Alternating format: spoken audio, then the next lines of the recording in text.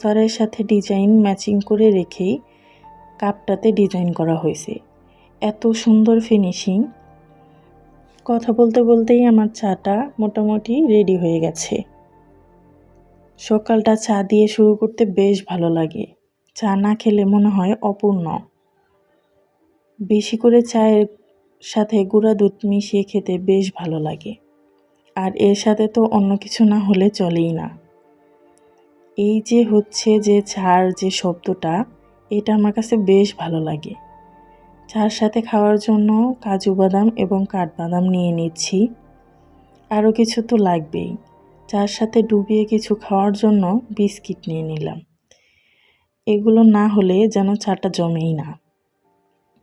আর সাথে আমার ফুলেরা এই মাটি লতা পাতা সবুজে মিশিয়ে চাটা খেয়ে নিলাম সকালেই। সকালটা এভাবেই শুরু